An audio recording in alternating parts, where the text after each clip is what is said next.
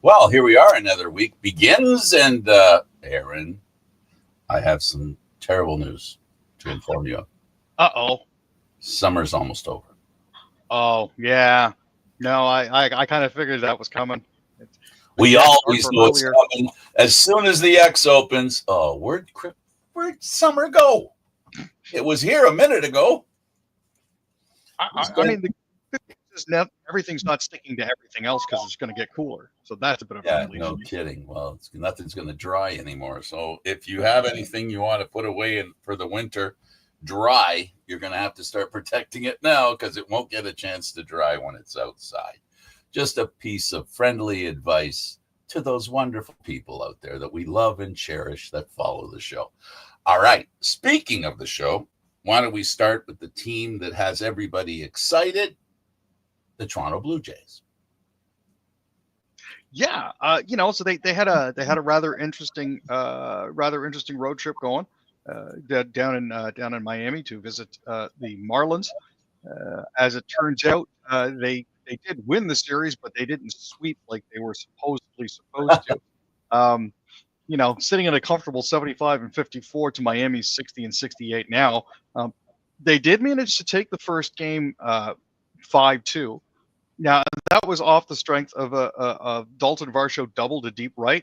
That advanced Alejandro Kirk to third, and Bo Bichette scored, followed by a Ty France single to right center, where Dalton Varsho scored and Alejandro Kirk scored. Bottom of the second, Javier Sonoya homered to bring them closer at 3-1. But in the sixth, Varsho homered again with Kirk on base to make it 5-1, and that was pretty much it, with the exception of Maximo Acosta hammering a 422 footer to make it 5-2. So, good start to the series for sure. The guy that everybody was concerned about coming back, Dalton, has had a fantastic small sample so far this season. Well, then Saturday came along and a little easier victory.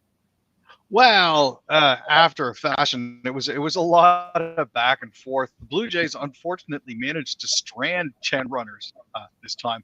The Marlins stranded 9. Marlins actually had 2 on with the score tied in the 11th, but Myers popped up an attempted sac bunt, and Lopez hit into an inning double play. But yeah, they went back and forth in the 9th, 10th, and 11th innings. Springer was 3 for 6 with a homer and 2 ribbies, and Alejandro Kirk had an RBI double. They maintained their 5-game lead over Boston, who won 12-1 over the Yankees. Barrios, unfortunately, had a little bit of a down game. Gave up 4 hits and 2 runs while striking out 8. Tommy Nance only went 1 2/3, and Brendan Little pitched a perfect 12th for his first save of the season. Calvin Faucher gave up Bichette's single and took the loss in that one. Absolutely. And then, of course, game 3 is where they could have swept the series, and instead they made sure they won it. Yeah, they sort of stumbled. Jacob Marseille hit a bases loaded triple, and Yuri Perez pitched 3-hit ball into the 7th inning to lead the Marlins past the Jays 5-3 on Sunday evening. Eric Wagaman homered and scored twice for Miami. Augustin Ramirez had an RBI single. Lake Bakar inherited 2 runs from Perez in the 7th and allowed Dalton Varsho's 3-run homer that pulled the Jays to within 4-3. But, that was enough. Tyler Phillips pitched a perfect 9th inning for his second save. Gosman allowed 4 runs and 7 hits while striking out 7 in 6 innings. So not the most stellar game for him, but still very, very solid. A couple of things in common. Let's move over to soccer and the TF and of course MLS and TFC. In Atlanta, 2 powerhouses of the past who are now struggling, and they can't decide who's the better team. They seem to have this habit of tying, Aaron, and they did in their last episode. Yeah, Atlanta is 4-12-11. They're winless in 11 straight games, dating back to a 3-2 win over Orlando back on May 28th. Toronto at 5-13-9 is winless in 5 consecutive games. Jaden Hibbert was actually making his second career start in MLS and had his first shutout for Atlanta United on Sunday with the 0-0 tie. He made his second career start with 2 saves. John Johnson on the other side had a save for Toronto for the clean sheet.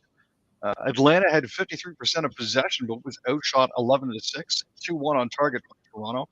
The last time these two teams played, they played to a 1-1 draw back in July. I'm not sure what it is that needs to happen for TFC to finally get a few more wins, but man, this season has been painful to say the least.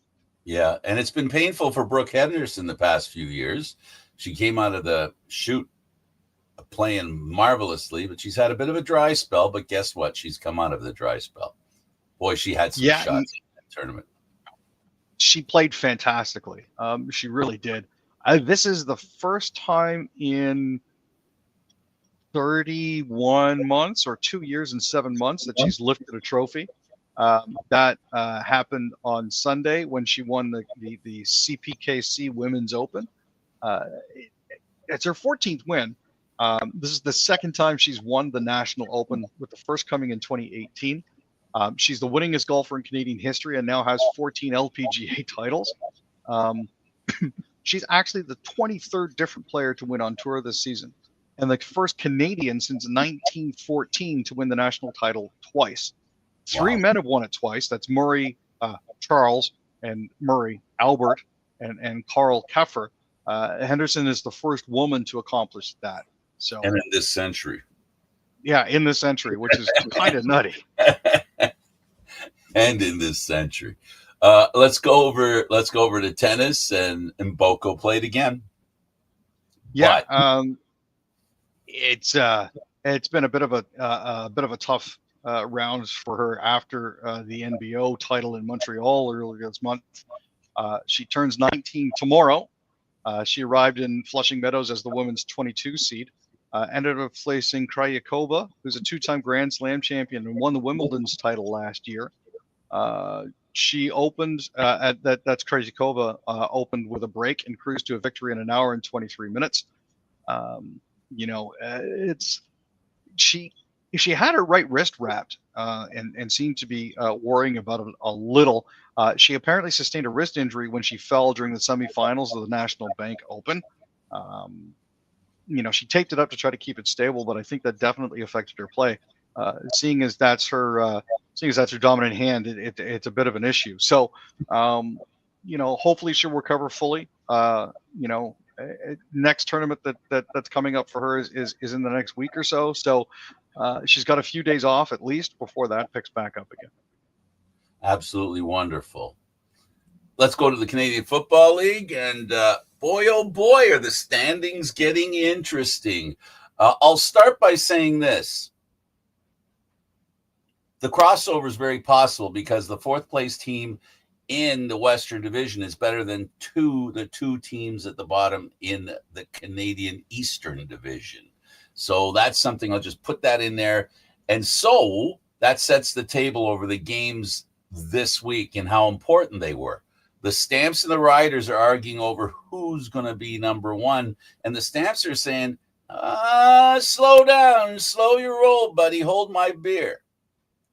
Yeah, when VA had 3 touchdowns and Calgary's defense managed to bottle up Trevor Harris, they managed to pull out a 32-15 win over the Roughies.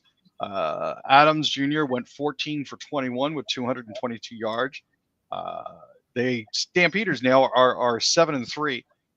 That also dropped the Riders to 8-2. But at the end of the day, those two guys, I think, pretty much have everything locked up on that side. Toronto and Ottawa both have 7 games left. They're both sitting at 3-8. It is possible if they do win out, the 10-8 could potentially get them into the playoffs, but it's not guaranteed. Harris was up and down all night. He exited in the 4th, finishing 15 for 23 with 205 yards, 2 touchdowns and 2 INTs. Keshawn Johnson hit the 100-yard mark on 4 catches, but both of their losses so far for the Riders this year came against the Stampeders. So there's definitely a trend that Calgary's establishing here. We'll have to see if that continues to play out in the playoffs. Absolutely. Full value for their victory. Good for them. 100%. Good for them. Cody Fajardo and the Elks held off the Ottawa Red Blacks, one of those teams that we talked about that could lose a playoff spot even if they finish third in the East. Yeah, it's it's one of those things where Edmonton at 4-6, I think a lot of people are already counting them out. And for all intents and purposes, with only 8 games left in the season, that's definitely not the case. With a pivot like Fajardo back there, it's entirely possible. Fajardo is now 9-1 all time in starts against Ottawa, having won in his past 9 straight outings against the Red Blacks. He was 22 for 28 on the night, threw for 270 yards and an INT, and he ran it in from the goal line for the game's first touchdown in the second quarter and finished the contest with 57 yards for himself on the ground. Running back Justin Rankin continued to be really effective for the Elks too. He went for 179 yards from scrimmage in Week 11. This year, he ran for 36 on this game. Sorry, he ran for 36 on 14 carries and caught all 5 of his targets for 58 yards here. So, Drew Brown was out. I think we might have mentioned that earlier last week. Sorry. And Dustin Crum had a solid outing in relief. He went 23 for 29 for 277 yards. But just not enough to win. No. I was certainly there, but. Yeah, Edmonton has a game in hand on BC, so they could be tied with BC, and then the problem begins for Toronto and Ottawa, where they only have 3 wins, and they need to win 2 more games than those other 2 teams do, and of course more than their opponent, whether it be Toronto or Ottawa, looking at what they need to do. So they're 2 games below, and they got to make up 2 wins. Now, I can see them. BC's been kind of iffy, but I'd be concerned about Edmonton, even if I were Winnipeg. Edmonton's looking really good with Fajardo at quarterback. Absolutely. Now, the Bombers, who usually look good, and the reason they look good is Brady Oliveira, Aaron, and Brady Oliveira was in the game. He was really piped up. He did a mid-game interview and a post-game actually, where he talked about. He was referring to the fact that they have a team, a consistency with this team, with the players that are playing, and he feels that's an advantage. Oh, 100%. And when you're putting in 210 yards, especially against a team that's as hurt as Montreal is, it's important you take advantage of your spots like that. He totaled 137 rushing yards on 16 carries while going for a team high 73 yards in the air on 9 receptions. After a period where he didn't score a touchdown for the first, I think it was the first 6 games, he got his second major in as many games to help the Bombers improve to 6-4. Kolaros was really efficient, bouncing back from his 2 interception outing against Ottawa in Week 11, completing 27 of 31 passes for 263 yards. Davis Alexander, MBT, and Caleb Evans were all sidelined by injury. Montreal had to turn to James Morgan for his first career start. He had a really good Week 11 relief appearance by going 18 of 33 for 198 yards, a touchdown and 2 INTs. But unfortunately, it wasn't really enough. The Owls are now under 500 for the first time since 2023, which definitely puts an interesting look on the East Conference, especially the way things are tightening up as we get closer to the end of the season. Well, it's trending to be an incredible end of season run. I can tell you that. So we're at the Argo game, and the Argos decided to get off to a slow start, opposite of what they've been doing lately. Don't you know? Yeah. Don't you know they didn't finish slow? No, they definitely did not. With 24 second half points to the Lions 13. Arbuckle threw for 430 yards and 3 touchdowns and rushed in for another one. Jake Herslow got on the end of 2 of Arbuckle's touchdown tosses and finished the game with 149 yards. Unfortunately, it looks like Nathan Rourke was kind of sputtering. They weren't able to keep up with the pace of the Argos attack. They went down at halftime 28-21. Rough game for Rourke. He was 20 of 31 for 326 yards. But it's one of those things where, you expected a little bit more out of him for a guy that tested the waters in the NFL. But as it is, this time the Argos special teams didn't let them down. So I was very happy to see that. There were a couple of cracks, but not big ones, like we've seen in recent games. Let's go over to hockey, and we'll talk about the NHLPA officially comments on players involved in the Hockey Canada scandal. What are they saying, Aaron? They're not finished yet. No, they really are not.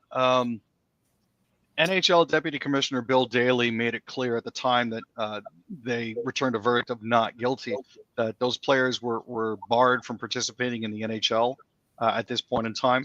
When he was interviewed on 32 Thoughts, he said that really there's nothing new to report. Their situation is still under review.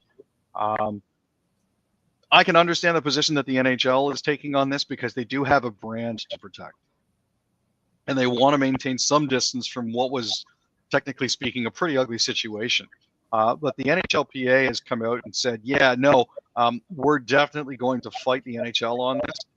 Seeing as all charges were dismissed, the players should have their right to play in the NHL reinstated. When Marty Walsh was pressed about more details concerning the issues that might be raised, he said, look, we're working through a process. There will be more information, but I don't have anything else to offer at this particular time.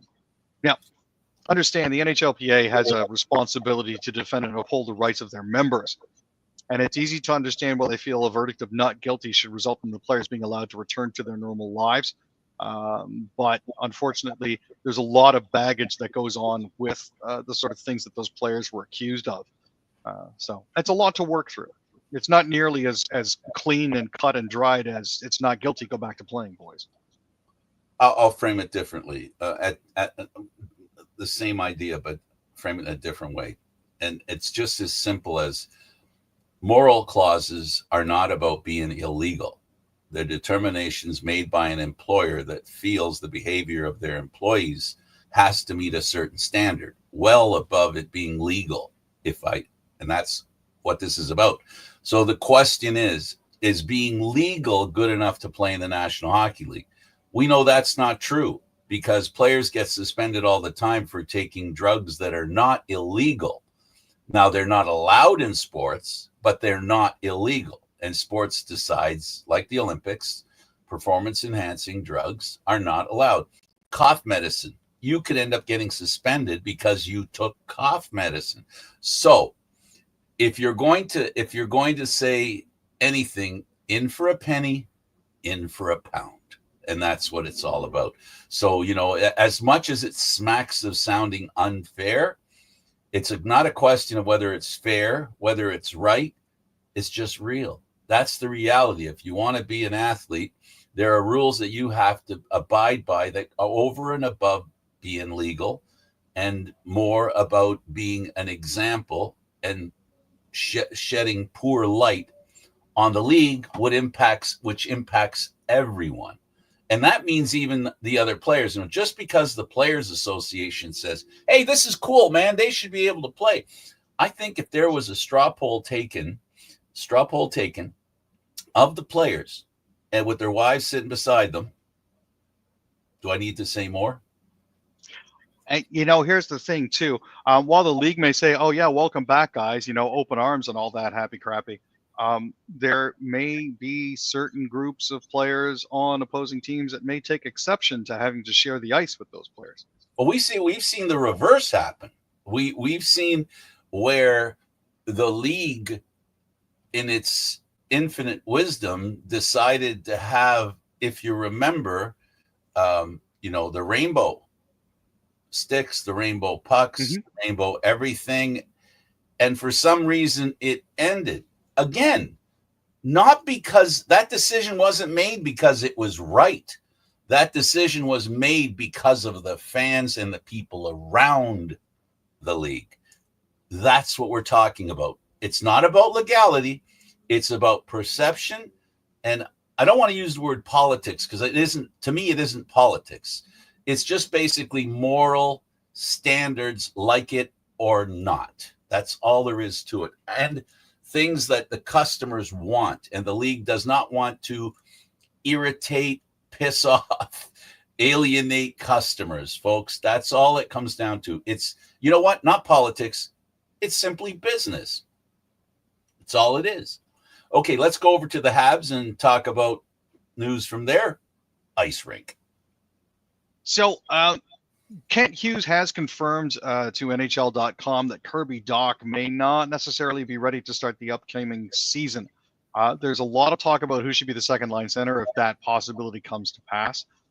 With Ivan Demidov already being penciled in as the second line left winger, that line is expected to play a much different role and take some of the pressure to produce off of the Nick Suzuki line. Now, it stands to reason that a player who has a reasonably good offensive instinct should land in the second center role. If Dach isn't ready to go, Alex Newhook is actually a good candidate, but he doesn't have the same offensive instincts that Newhook has. But Jake Evans is definitely another one of those possibilities. I say Newhook is kind of iffy because he only had a 42.8% success rate last season as a centerman. So it's one of those things where Evans at a 52.9 might be worth it, even if he doesn't have the same offensive punch that Newhook does. So that's one of the possibilities that they're certainly looking at here. Okay, the big question is Wolf or Wall? Yeah, that's a good question to consider. You know, if you're thinking about who you'd want to actually build a team around, would it be Stollers and Wall or Wolf and someone else? Now, Wall's had a lot of promise shown in his past couple of years. He had a save percentage of .907 and a goals against average of 2.94 in 25 regular season games. Followed that up with a .909 and a .273 in 42 games last season. He's under contract for a very manageable $3.66 million for the next 3 seasons. But on the other side of the coin, you've got Dustin Wolf. He played in 53 games for the Flames, had a .910 save percentage, and a 2.64 goals against. Given that Calgary's defense wasn't nearly as deep or as strong as Toronto's, those numbers look really, really impressive for Wolf. So it's kind of open for debate. Personally, I would rather build around Wall, but that's just me. I'm not sure where you fall on this, though. I'll say this. The positives for both the goaltenders is they've played really well for a time. Wolf hasn't been around long enough to really, do we really have an idea of what he is in the long term? No, we know what he is in the short term. And kind of, sort of, the same goes for Wall, where he hasn't had a season where he's been a goaltender without, excess amount of times not in goal. So what I'm saying is these two goaltenders are pretty equal. When they play really well, right? But neither of them has had a chance yet to show how well they can play, on the long term. One thing you do know, the Leafs believe in Wall to the extent where they signed him to a decent contract. Wolf's on the verge of signing a contract. I'm not sure if he signed his contract yet or not. I know they were close to dealing. He might have the contract. I think I recall him getting a contract. So in those senses, if he's got the contract, they're basically the same goaltender. That's all. They're just basically the same goaltender. It's very, very similar stats between the both of them. It's just a question, I think, of who you'd feel more confident in. Calgary obviously is going to feel more confident with Wolf. Toronto's probably going to feel more confident with Wall just because, they're more familiar with each of those goalies. And both of them have something to prove. Both of them have something to prove. Neither of them has established any kind of consistent goaltending. Speaking of goaltending, the Edmonton Oilers this playoff, oh my goodness, it wasn't a controversy. It was a question. Does Edmonton have a goaltender? And they had some good goaltending. Unfortunately, they also had the other kind of goaltending you don't want in the middle of a playoff. No, it's rather interesting to look at their situation because, they've got Skinner and they've got Pickard. Skinner was instrumental in getting them to the finals, but unfortunately, questions about his consistency aren't going away. With the Oilers in a position where they need to make a call on his future, he's a pending UFA. Taking another swing at an extension for him might not necessarily be in the cards. He's an affordable starter on a very team-friendly $2.6 million contract. But as other goaltenders sign and salaries for all players go up with the rising salary cap, there's a very difficult decision that needs to be made here. Do you gamble and lock him in, or do you let him leave, thinking that a multi-year deal at $5 or $6 million per season is too much? Other side of the coin is you have Pickard, who's been an incredible backup, but he's not really a long-term fix. There's been flashes of brilliance. There's been, some thought of potentially making him a starter, but hey, he helped them move through the playoffs and get to the Stanley Cup. Yeah, but 50 plus games for Pickard over the course of a season would be asking a lot. Well, we're talking about the same question, even worse, that we're asking about Wall and Wolf, right? It's the same question. Edmonton needs a goaltender that they can put in there and is consistent. But Aaron, just by virtue of the position they play as a goaltender, Aaron, will you admit that goaltender consistency is not easy? And I think it's because they're impacted by the other guys on the ice so deeply. A goaltender, we give them credit sometimes for stealing a game, but a lot of times we forget about we don't know the subtleties of that goaltender's strengths and those weaknesses, right? And if teams play to their strengths, they look a lot better, even though they're busier, right? Because especially with the Leafs, one of the reasons why, if I can use the Leafs as an example, last year, because of the style that they played, there were a lot of shots from outside, and the goaltenders weren't being worn out, and we weren't seeing previous years where you see the goaltender looked like the hockey game, the board game, and you take the goaltender and you go. You saw less of that. You saw less of that with the Leafs last year, where the goaltender could concentrate, the shots would get blocked, and they would always make sure that a lot of the shots did not come from the important area of the ice in front of the net. No, for sure. And it's a question really of adjusting and coming to terms with what they're willing to pay and what they're willing to let go of. And what they're willing to do to help the goaltender. There aren't a lot of Grant Fuhrs in history. Grant Fuhr was one of those magical goaltenders who had a very high goals against rate. But the thing about him was when the score was 6-5 in the third period, he wouldn't let a goal in, and Edmonton would win 6-5. So that's the other thing you need in a goaltender. But you're looking at Edmonton and you look at Toronto. There's two different approaches there, I think, that are going on now. Now we need a goaltender that doesn't let in more than 2 goals, or a goal or 2. That's about it. In Edmonton, you need a guy that can make key saves at key time because they have such a devastating offense. And the real issue that Edmonton is running into here is the fact that they've only got $225,000 worth of cap space. So that's really not a lot to go out and find yourself a goalie. Well, they have one signed. He's played pretty well at times. Is it possible that he can have a really good year? And you know what? When you really think about it, Aaron, the problem with the Edmonton Oilers goaltending is simple. They didn't win the cup.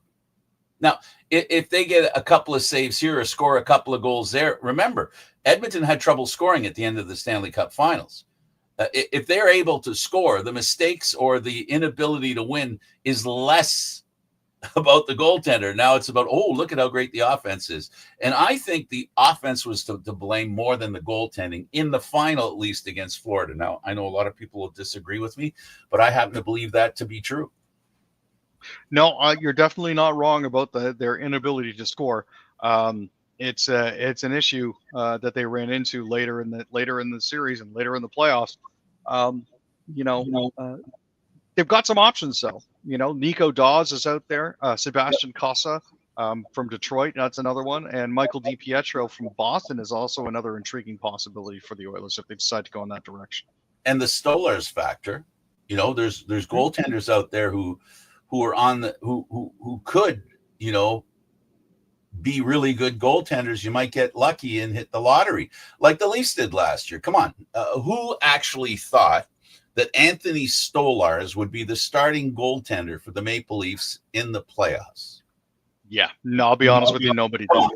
Come on. So that's all Edmonton needs to do, right? It's the same thing. Let's go over to the Canucks, and Sergei Gonchar decided to leave the Vancouver Canucks in the off season. Aaron, why? Well, one of the things that they were looking for was a full-time defensive development coach. So they were looking at Sergey for that. But for now, he was saying, look, I really want to do this, but I'm going to be staying in Dallas with my family, which is one of the reasons why he wouldn't return. He's spoken with a couple NHL teams, but the main issue is he doesn't want to be away from his family full-time like he would be if he was in Vancouver. So he said, well, there was a lot that went into my decision to step away at that point in time. And as it currently stands, it's because I do want to spend more time with my family. So I respect that. Absolutely. Yes, of course. Very good. Let's go over to the Leafs and we'll talk about Matthews. And we know that Nyes and Matthews play together. Who do they put on that line? I have my ideas, but let's hear what they're reporting out there, and you channel it out for us. Well, as everybody knows, because a lot of our viewers are Leafs fans, they got Nicholas Roy in the Marner sign and trade with the Vegas Golden Knights. They also brought in Matthias Michelli and Dakota Joshua for future draft picks. That's a lot of depth, but I'm not 100% sure it's front line stuff. There are a couple predictions. Again, Michelli and most likely Dakota Joshua. But the other really easy fix is just to bump William Nylander up to play with Matthews and Nyes, which wouldn't necessarily be a bad thing, but it leaves them a little bit thinner once you get towards Tavares and the rest of their lines. The whole idea behind splitting up Nylander and Marner and Matthews was to distribute the scoring around more. Now that they've got themselves without Mitch, it's really going to be interesting to see how they do that. Now, the other options that they have are PTO guys, but I really don't know if they're going to be really pushing forward with that, just because there's no room to sign anybody else, really. So let me say this. I love the idea that Nylander plays with them. I also believe that up until this year, because of Nylander being on the second line, the coaching staff struggled to find him ice time. He didn't get enough ice time for what he felt he should get. As you know, last year he pointed that out, that he wanted more ice time, and the coach wanted to give him more ice time. You know who Rafael Devers is, right? I do.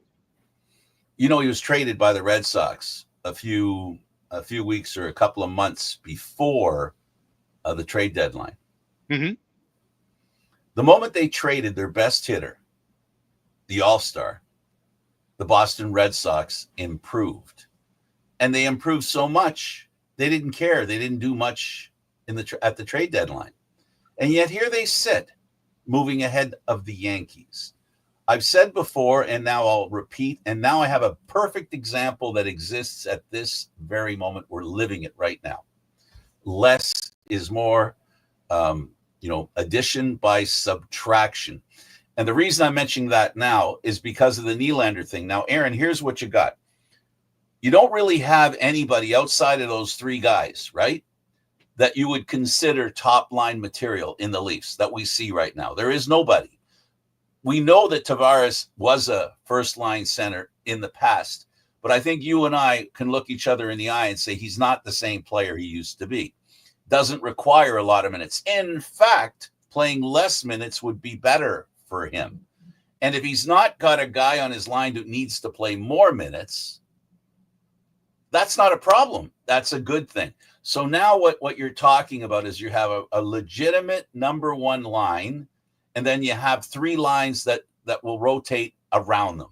And I think it's going to be good for the Leafs because it'll take all the pressure off all those other three lines. Those three lines now have a responsibility.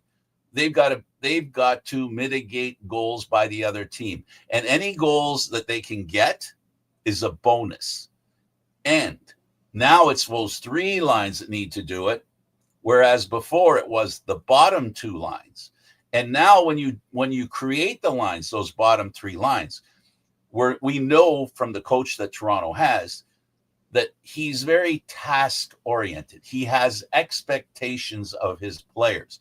He's a role coach. Well, boys and girls, the Leaf three lines underneath that are not going to be required to score. The biggest thing that they're going to need to do, and no matter how much the media wants to talk about it, when Matthews and Nylander don't score, that, well, they lost because they didn't score. Well, Matthews and Nylander and now Nyes are the big money boys. They got to score. So I said this before, and now I'm going to say it again. The Leafs are not going to rely on those bottom three lines as much as they are that first line. That first line is going to have to produce, Aaron. And as I said before, Austin Matthews has to prove that he can create offense. If he wants to move into that area of being a big star, he has to prove that he doesn't need somebody to feed him, that he can, he doesn't need somebody who has a lot of cookies to make him a star. He's got to make himself a star. But here's a little secret. Nylander's not a bad passer either. No, he's definitely not. That's why he's going to be on that line, Aaron. That's why he's going to be on that line. They're not going to be able to put a toy over there because I think Matthews less than Tavares can make players better. I mean that in the sense that Austin Matthews has to produce. John Tavares can take guys who don't have the rep, and he can help make them better players. And that's where the second line's going to come in. It's whatever Tavares can do to raise the level of play of whoever they put. And they've got a lot of young guys with not a long history that would fit there. They've traded for them. So that's to me, Aaron, Nylander's the guy that's going to be there. When they default to having their line set up, it'll be Nylander there. When they want to juggle shit, that'll be a different story. No, I can definitely see that happening. All right. Former Toronto Maple Leaf veteran defenseman, played 1 year. How big a deal is it that he was a former Leaf? He was literally, nobody liked him when he was here. I thought he was okay, but some people suggested that he had a whole bunch of grenades wrapped around his belt when he was skating on the ice. Well, it's one of those things where you sort of remember him more fondly than how he actually played. He was not liked, but you know what? He stepped into a real tough situation. If you have a thin skin, you're not going to survive in Toronto when you're not playing well. No, and you know what I mean. He was part of the whole Kerfoot and Kadri deal too, so that's part of the whole deal with it. I'm glad to see that he's had an opportunity. He played with us, he played with Edmonton, he played with Calgary. So it's nice that he's actually retiring with a Canadian team. He's from Victoria, BC. He wasn't re-signed after the COVID bubble 5-game loss to the Columbus Blue Jackets. So that was pretty much the death knell for him here in Toronto. He signed a 1-year deal with the club of Calgary, last year after attending training camp on a PTO. But he ended up on waivers and finished the season with the AHL's Calgary Wranglers. He did actually end up playing more than 85 games, played 85 games or more during a single NHL season. He suited up for 85 games in 22-23, thanks to his trade from Edmonton to Nashville. So, there's one record for him at least. Even if nothing else came out of it, at least he's got that under his belt. Absolutely. Aaron, as usually, it was a thrill, as usual. Thanks so much for this, Frank. Thanks for doing this. I came here to work. Got her done. Survived. All right, sir. We will see you on Wednesday. For Aaron William Freeland, I'm Candid Frank Stanishi. Thank you for watching Maple Leaf Talk.